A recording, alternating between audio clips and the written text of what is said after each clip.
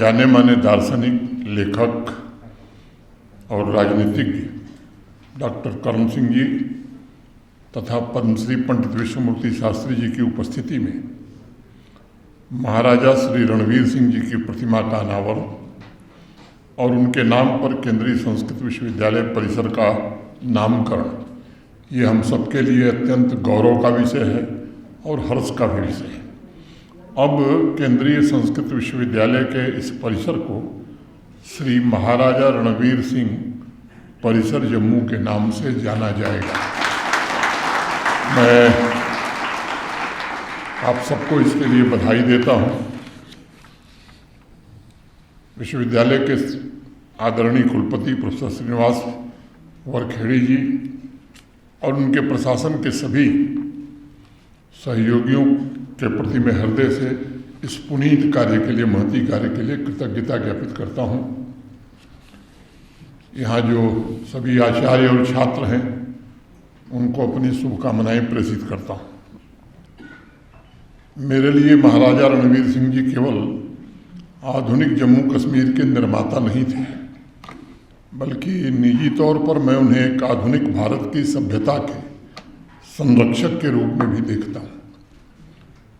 मेरी निजी राय है कि उनका शासनकाल महानता, सुशासन और संस्कृति की शाश्वत ज्योत जलाने का कालखंड था।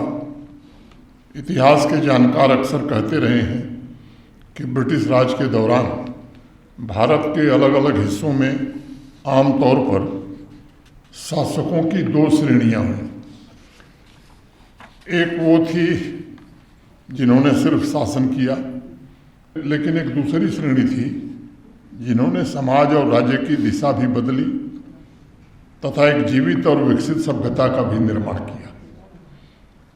मुझे लगता है महाराजा श्री रणवीर सिंह जी निस्संदेह इस दूसरी और दुर्लभ श्रेणी के ही शासक थे। उन्होंने जम्मू कश्मीर राज्य पर शासन नहीं किया, बल्कि उन्होंने जम्मू कश्मीर को एक नई दृष्टि दी, उसे पुनर्गठित किया, उसे ज्ञान की ज्योत से निखारा और उसे संस्कृति की समृद्धि से सजाया भी। आने वाली पीढ़ियों के लिए एक ऐसी विरासत छोड़ गए जो भौतिक, बौद्धिक और आध्यात्मिक तीनों स्तरों पर अत्यंत समृद्ध थी। मैं मानता हूँ कि आज का कार्यक्रम इस बात का प्रमाण है कि उनके द्वारा प्रज्वलित वह चेतना 150 साल बाद भी जम्मू कश्मीर के समाज को नई दिशा प्रदान कर रही है। हमारे यहाँ अथर्ववेद में कहा भी गया, काले लोकाः प्रतिष्ठिताः, अर्थात समय में ही समग्र लोक प्रतिष्ठित है। सदियों के इंतजार के बाद भारतवर्ष का भी समय आया है और सनातन संस्कृति का पुनर्जागरण इस बात का प्रतीक है कि मानवता को राह दिखाने वाला दर्शन, सभ्यता को ज्ञान से प्रज्वलित करने वाली परंपराएं आज भारत में पुनः जीवंत हो रही हैं। इस वर्ष जनवरी में यूरोपीय संघ की अध्यक्ष उर्सुला वॉन डेर लेयन ने भारतीय ज्ञान परंपरा, विशेषकर यहाँ के प्राचीन गणित, विज्ञान की सराहना करते हुए कहा कि इसी ने यूरोप के विकास में सबसे महत्वपूर्ण भूमिका निभाई है। अब मुझे लगता है समय आ गया है कि भारत दोबारा अपना स्थान हासिल करे।